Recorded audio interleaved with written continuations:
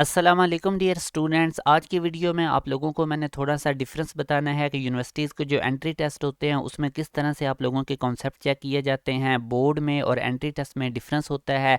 Entry test के अंदर आप लोगों के कॉन्सेप्ट चेक किए जाते हैं। इससे पहले जैसे कि मैंने पहले भी आप लोगों को अनाउंसमेंट की थी कि हमारा जो फर्स्ट बैच है उसकी रजिस्ट्रेशन स्टार्ट हो चुकी है। ये बड़ा हमारा कंप्रीहेंसिव बैच होता है जिसमें तमाम यूनिवर्सिटीज़ के एंट्री टेस्ट की आपको प्रिपरेशन करवाई जाती है, चैप्टर वाइज टेस्ट लिए जाते हैं और उसके बाद आप लोगों के half book full book test करके और यूनिवर्सिटीज़ के एंट्री टेस्ट के पैटर्न के अकॉर्डिंग आप लोगों के टेस्ट लिए जाते हैं। इस फर्स्ट बैच के अंदर आप लोगों को तमाम यूनिवर्सिटीज़ जो कि पाकिस्तान की बड़ी बड़ी यूनिवर्सिटीज़ हैं, जिस तरह नस्ट यूनिवर्सिटी, फास्ट, प्यास, जीकी, यूईटी का जो ई कैट टेस्ट होता है और एनटीएस का जो नेट टेस्ट है, ये भी काफ़ी इंपॉर्टेंट और बड़ा टेस्ट होता है जिसमें 50+ यूनिवर्सिटीज़ इस एनटीएस नेट टेस्ट की बेस पे एडमिशन देती हैं। तो इन तमाम यूनिवर्सिटीज़ के एंट्री टेस्ट की आपको इस बैच 1 में प्रिपरेशन करवाई जाएगी। 3 मंथ का ये हमारा सेशन होगा जिसकी पहली क्लास 17 अगस्त से होगी और आप लोग इस दिए गए कॉन्टैक्ट नंबर पर रब्ता करके तमाम डिटेल ले सकते हैं।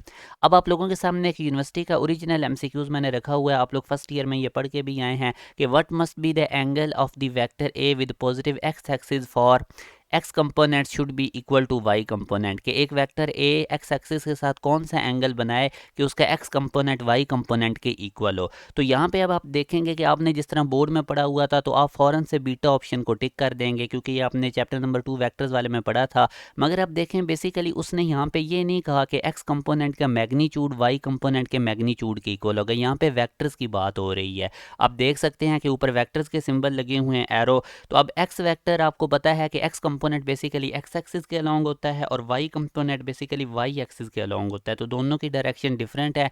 तो इसका मतलब ये जो स्टेटमेंट है ये पॉसिबल ही नहीं है कि एक्स कंपोनेंट वाई कंपोनेंट के इक्वल नहीं हो सकता।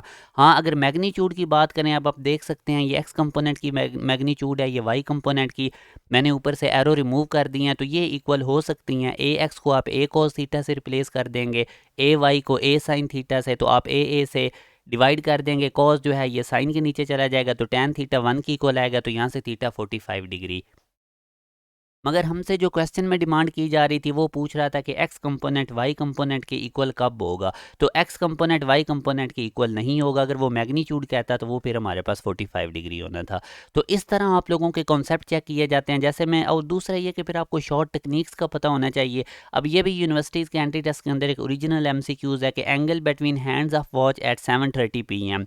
तो वॉच के हैंड्स के दरमियान हमने एंगल निकालना है जब हमारे पास 7:30 PM टाइम होता है। तो इसके लिए अब एक शॉर्टकट है, हमारे पास ये ऑप्शंस हैं। तो आप लोगों को शॉर्टकट पता होने चाहिए क्योंकि मैथ के अंदर आपको जितने शॉर्टकट पता होंगे उतना आपका टाइम सेव होगा।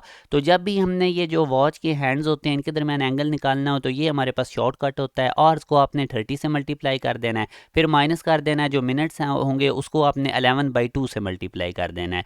अब 7:30 PM में आप देखें कि आवर्स हमारे पास 7 है तो आप इस आवर्स की जगह पे 7 लिख देंगे और इसी तरह मिनट्स आपके पास 30 हैं तो इधर मिनट्स की जगह आप लोग 30 लिखेंगे। तो इस फार्मूला के अंदर वैल्यूज प्लग इन करके इसको सिंप्लीफाइड कर लेना है। 7:30 हमारे पास 210 होता है और 230 से डिवाइड होके 15 आएगा। 15 को 11 से मल्टीप्लाई करेंगे तो हमारे पास 165 आएगा। 210 में से 165 माइनस कर दें तो 45 डिग्री हमारे पास आंसर आएगा।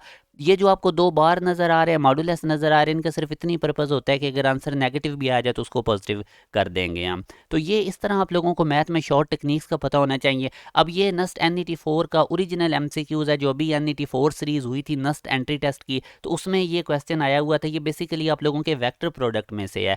अब इसमें भी देखें आप लोगों से वो राइट एंड रूल का कॉन्सेप्ट चेक कर रहा है। तो अब अगर आप यहाँ पे देखें तो हमारे पास cross product basically C vector है जो ए बी के प्लेन के परपेंडिकुलर है। तो अगर आप C equal to A cross B check करें तो ए फर्स्ट वेक्टर अगर आप इसकी तरफ फिंगर्स करेंगे राइट हैंड की तो इनको कर्ल करेंगे बी वेक्टर की तरफ थ्रू स्मॉलर एंगल, तो जो सी वेक्टर इसकी डायरेक्शन डाउनवर्ड बनेगी, आपका थंब डाउनवर्ड आएगा। तो इसका मतलब ये जो ए इक्वेशन है ये इसको मैच नहीं कर रही इस डायग्राम को। इसी तरह वो बी वाला भी देखेंगे तो ये भी इसको सेटिस्फाइड नहीं करेगा, सी वाले ऑप्शन में भी नहीं करेगा। बेसिकली इसमें नन ऑफ दीज है। अगर आप इसमें चेक करें तो हमारे पास ये सी वेक्टर जो क्रॉस प्रोडक्ट अपवर्ड उसी सूरत में आएगा जब फर्स्ट वेक्टर बी की तरफ आप फिंगर करेंगे और उसको स्मॉलर एंगल से ए वेक्टर की तरफ रोटेट करेंगे। तो अगर आप इस पे राइट एंड रूल इस डायग्राम पे लगाएंगे तो आपका जो थंब है वो अपवर्ड आएगा, यानी आपका जो क्रॉस प्रोडक्ट है बी क्रॉस ए की इक्वल होना चाहिए था सी वेक्टर, जो कि इस ऑप्शन में है ही नहीं। तो यूं हमारे पास नन ऑफ दीज। तो इस तरह से आप लोगों को अपने कॉन्सेप्ट शार्प करने होंगे। आप लोगों को मैंने कुछ आइडिया देने के लिए ये एमसीक्यूज़ आपसे डिस्कस किए हैं पास पेपर यूनिवर्सिटीज़ के, क्योंकि बोर्ड पैटर्न पे और यूनिवर्सिटीज़ के टेस्ट के अंदर बहुत डिफरेंस होता है। यूनिवर्सिटीज़ के अंदर आपके कॉन्सेप्ट चेक किए जाते हैं, तो इसी तरह की सारी टेक्निक्स आप लोगों को बताई जाएंगी। हमारा बड़ा कंप्रीहेंसिव ये बैच होगा जिसके अंदर आप लोगों को फर्स्ट ईयर और सेकेंड ईयर की तमाम बुक्स के टॉपिक वाइज लेक्चर्स दिए जाएंगे। जो यूनिवर्सिटीज़ एंट्री टेस्ट में जो बुक्स जिनके अंदर से पूछा जाता है, आप लोगों को पहले हम सेकंड ईयर कवर करवाएंगे, उसके बाद आप लोगों को फर्स्ट ईयर। और ये आप लोगों को जो चैप्टर होंगे इनके अंदर टॉपिक वाइज आप लोगों को लेक्चर्स दिए जाएंगे। फिर चैप्टर वाइज आपके टेस्ट होंगे, फिर दो दो चैप्टर के टेस्ट होंगे, तीन तीन चैप्टर्स के, हाफ बुक फुल बुक। इतनी ज़्यादा आप लोगों को प्रिपरेशन करवा दी जाएगी टेस्ट के थ्रू कि आप लोग जब यूनिवर्सिटीज़ के एग्ज़ाम में बैठे होंगे तो आपको ऐसे ही लग रहा होगा कि हम इधर पास एजुकेशन सिस्टम के टेस्ट सेशन को हमने ज्वाइन किया हुआ है, उधर हम टेस्ट दे रहे हैं। तो ज़रूर इस बैच को आप ज्वाइन करें। दिए गए कॉन्टैक्ट नंबर पर रब्ता करके आप लोग तमाम डिटेल ले सकते हैं।